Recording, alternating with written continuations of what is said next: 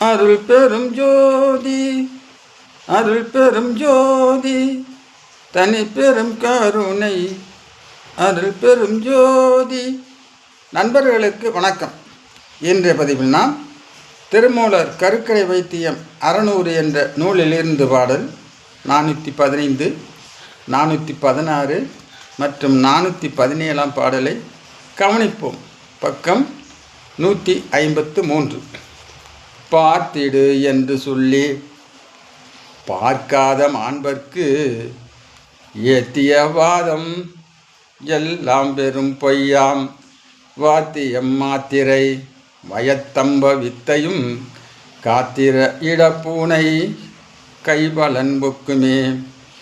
ஒக்குமே வாதம் முகம் பார்த்து சித்திக்கும் தக்குமோ தேகம் சதா கோடி காலமும் ஊக்குமோ மேனே உறவாம் பிறப்பது தொக்குமோ வாதம் சொல் ஆதி கல்லுப்போ. கல்லுப்போ என்று கசடரே எண்ணாதே நல்லுற்ற வாரிதி நாயகி நாதம்கான். வெள்ளுற்ற நீரில் உருப்பட்டு பாறை போல் வல்லுற்ற உப்பால் வளர்ந்தது வாதமே.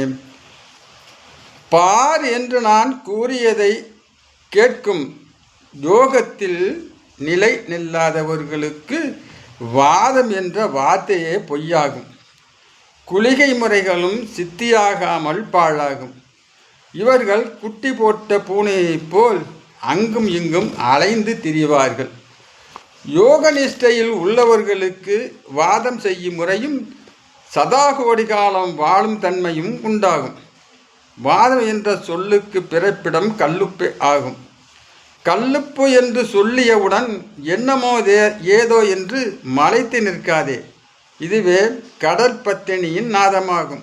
அதாவது கடலின் உள்ளே உப்பானது கரையாமல் கட்டிகளாக நிற்கும். இந்த கல்லுப்பால் வாதம் என்ற வார்த்தையே வளர்ந்தது ஆகும். நண்பர்களுக்கு வணக்கம். நீங்களும் முறையோடு வாசி யோகம் செய்து நோயில்லாமல் வாழ முயற்சி செய்யுங்கள். அருள் பெரும் ஜோதி, அருள் பெரும் ஜோதி, தனிப்பெரும் கருணை, அருள் பெரும் ஜோதி. நண்பர்களுக்கு வணக்கம்.